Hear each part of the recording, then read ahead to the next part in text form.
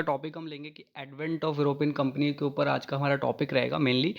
और सीधा पॉइंट की बात करते हैं कि एडवेंट ऑफ यूरोपियन कंपनी में कैसे हो सकता था और क्या समझने वाली बात इसमें देखने को मिलती है। देखिए, एडवेंट ऑफ यूरोपियन कंपनी जो हमारे हुई है उसमें सबसे पहले पोर्तुगीज़ आई है, फिर सेकंड नंबर पे हमारे पास डच आई है, फिर ब्रिटिश आई है और तीसरे नंबर पे डेनिश और फिर फ्रांस आई है। ठीक है।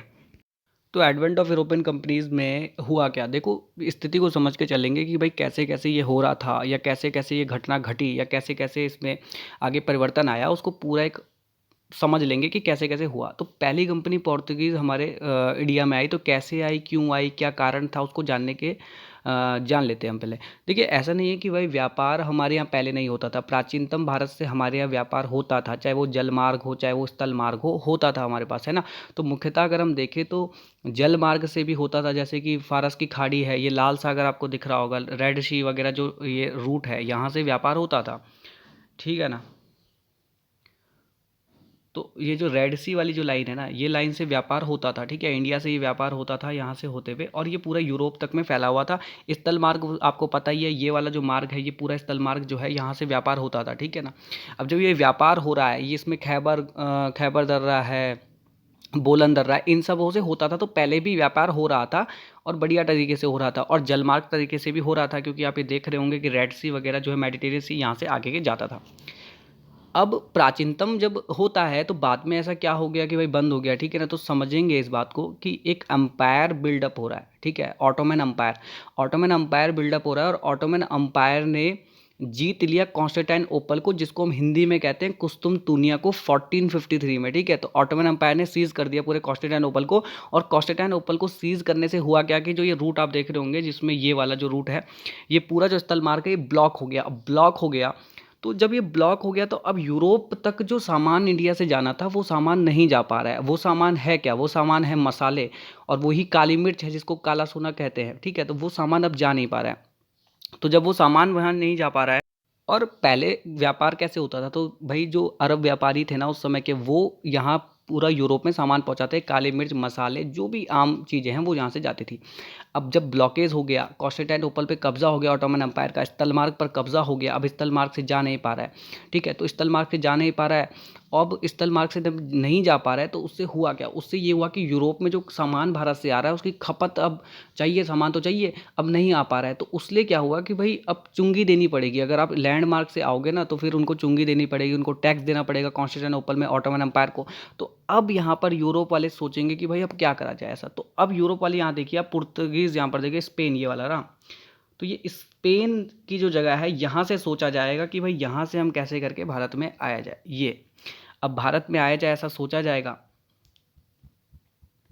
ठीक है, तो अब यहाँ पर स्पेन में एक घटना होगी कि भाई 1487 में यहाँ से एक व्यक्ति निकलेगा पुर्तगाल से, जिसका नाम है बार्थोलोमेडियास। ठीक है, तो बार्थोलोमेडियास यहाँ से निकलता है, और ये यहीं से निकल के आ जाता है, और ये जो साउथ अफ्रीका का लास्ट टिप है ना, ये यहाँ पर आके रुक जाता है। जब ये यहाँ पर आके रुक जाता है, तो यहाँ पर आके जब ये रुकता है, तो भाई इसके आगे नहीं बढ़ पाता है। ठीक है, तो इसके आगे नहीं बढ़ता है, तो ये कहता है भाई अंतरिम जो बिंदु था उसको यहाँ तक उसने टच करा।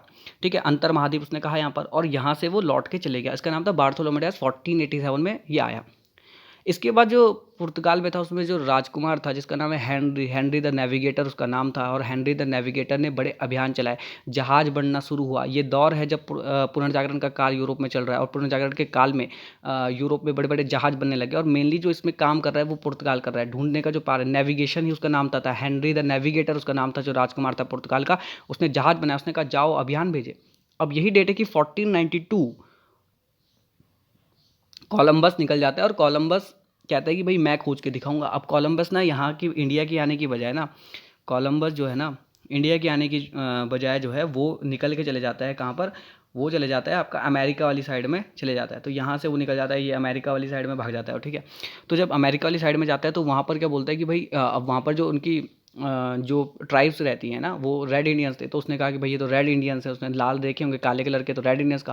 उसने कहा मैंने अमेरिका खोज दिया। तो पता चला भाई ये तो अमेरिका नहीं है। ठीक है, तो अमेरिका नाम तो खैर 1496 में पड़ता है, जब अमेरिको वेस्पुची नाम के जो संगठन है, जो व्यापारी वहाँ जाते हैं, तो अमेरिको गो से जाके अमेरिका वो नाम पड़ जाता है। ठीक है, तो ये हुआ। अब 1498 की जो डेट है बहुत इंपॉर्टेंट है। 1498 में वास्को डिगामा पुर्तगाल से जाता है।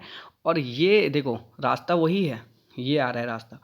अब ये यहाँ पर आके पहला वाला बार्थोलोमेव डियाज़ यहाँ पर आके रुक गया था। अब यहाँ पर जो है गुजरात का एक व्यापारी है, यहाँ गुजरात से एक व्यापारी आ रखा है यहाँ पर, ये भी यहाँ पर व्यापार कर रहा है। तो यहाँ पर मीटिंग हो जाती है दोनों की, और जब यहाँ पर मीटिंग हो जाती है दोनों की तो यहाँ पर कहा जाता है कि जब मीटिंग हो गई तो उसका नाम था अब्दुल मजीद। अब ये बोलता है कि क्या तुम मुझे वहाँ तक ले जाओगे भारत तक। वो वास्को डिगामा को लेके जाता है और वास्को डिगामा को यहाँ इंडिया के जो तट है,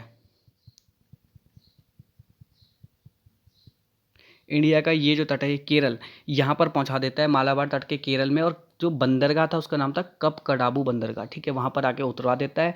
अब वास्को डिगामा पहुँच चुका है आपका, तो यहाँ से वास्को डिगामा पहुँच चुका है आपका केरल में। और यहाँ का लोकल रूलर जिसका नाम है Zamorin, Zamorin is a title of king, okay. तो जमोरिन क्या है, टाइटल है किंग का, और उससे मिलता है, लोकल किंग से मिलता है। अब हम इसके आगे की कहानी को आगे बढ़ाते हैं, ठीक है। तो जमोरिन से मिल गया भाई, केरल का लोकल किंग है। अब यहाँ पर मैंने वैसे बताया आपको कि पहले पोर्तुगीज़ आए, फिर डच आए, फिर ब्रिटिश आए, फिर डेनिश आए, फ्रांस आए। तो पोर्तुगीज़ जब आए ना 1498 में, वास्को डिगामा जब आया यहाँ पर, तो आए तो भाई जमोरिन से मिले। और जमोरिन से मिला तो वही कहानी है कि भाई मिला तो उसने कहा कि भाई थोड़ा गिफ्ट लाए हो। तो जो ये है वास्को डिगामा है तो कोई लाया नहीं था इतने खास गिफ्ट, तो यहाँ से मसाले इकट्ठे करके ले गया। और जब यहाँ से मसाले इकट्ठे करके ले गया और उसने यूरोप में जाके जब बेचे तो उसको अपनी कीमत से 60 गुना ज़्यादा मुनाफा हुआ।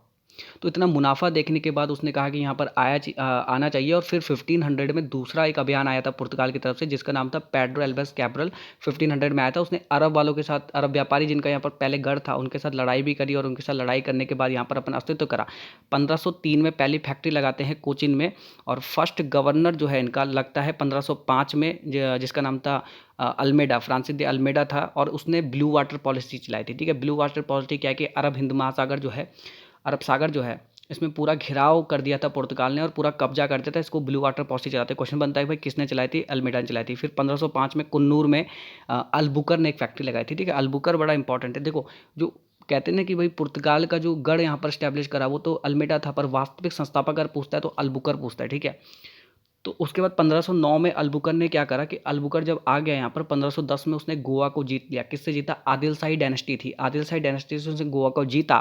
और जब जीत लिया तो अब यहाँ पर स्टैब्लिश्ड हो चुका है पूरा पोर्तुगीज़, ठीक है। अब यहाँ पर इसने क्या करा, सती प्रथा को गोवा में इसने बैन करा था पहली बार, ठीक है। इसने क्या करा था कि भाई जो सती प्रथा थी उसको बैन करना शुरू करा। इसने कन्वर्जन कराए हैं क्रिश्चियनिटी में, ठीक है। और उसने कहा कि जो सती हो जा रही है, जो विधवा हो जा रही है, उनको शादी करो। उसने कहा कि इनको जो क्रिश्चियन थे इसके साथ के वहाँ पर, उनको कहा और शादी कर दो। तो सती प्रथा को रोका इस तरह से उसने, और इस तरह से उसने कन्वर्जन करवाए थे, ठीक है। अब इसके बाद का हम आगे पढ़ेंगे। चलो मिलते हैं अगली वीडियो में।